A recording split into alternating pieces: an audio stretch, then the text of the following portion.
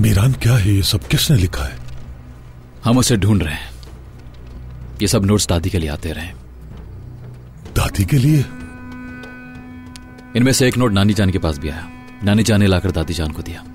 रेहान के लिए था वो। सेम राइटिंग है ये। लेकिन अब इस बात का क्या मतलब? सारे नोट तो तुम्हारी दादी के लिए आए हैं, लेकिन इनमें से एक रेहान के लिए। ऐसा क्यों? चलते चलते बताता हूं आपको। चलिए आइए मेरे साथ।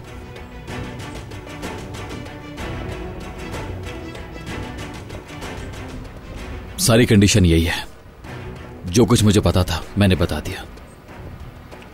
मुझे समझ नहीं आ रही। हमें नोट्स भी भेज रहे हैं, लेकिन ये है कौन जो सामने नहीं आ रहा? कुछ तो हो रहा है यकीनन। एक साथ मिलकर ढूंढेंगे तो पता चल जाएगा।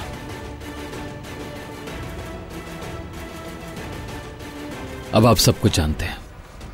और हॉस्पिटल में, जब तुम्हारी आंटी हॉस्पिटल में थी तो तब दादी को नोट्स भेजने का क्या मकसद था? क्योंकि आंटी को हॉस्पिटल में बंद करवाने वाली दादी जानी है। आंटी को उस हॉस्पिटल से जिसने निकाला है उसने दादी जान के काम की मुखालिफत की है। मतलब जो कोई भी है दादी जान के खिलाफ काम कर रहा है वो। तुम पहले दिन से सच बोल रहे थे खजर शादुलो। हम लोगों का कोई और दुश्मन है, और वो दुश्मन हमारे झगड़े को बीच में डाल के हमारे साथ अपनी मर्जी का खेल खेल रहा है। तो मतलब तुम्हारी गाड़ी पर हमला होना, घर पर हमला होना, गाड़ी का वहां से गायब होना, सब कुछ दादी को खिलाफ करने के लिए था? मैं नहीं जानता, लेकिन ऐसा हो सकता है।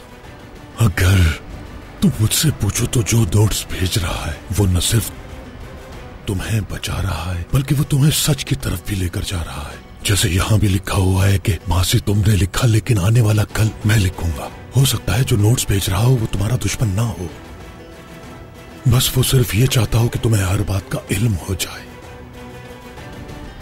जो कुछ मासी में हुआ वो मुझे याद करना होगा, सब कुछ। उस रात क्या हुआ था दिलशा को मुझे पता लगाना होगा। पता लगा लेंगे। माजी में जो कुछ भी हुआ पता लगा लेंगे। तुम फिक्र मत करो। तुम्हें नोट्स के बारे में किसी से बात मत करना। और ये जो गैराज की बात की है, जाकर वहां देख सकते हो। मतलब तुम्हें अकेले जाना होगा, किसी को पता न चले कि क्यों जा रहे हो वहां।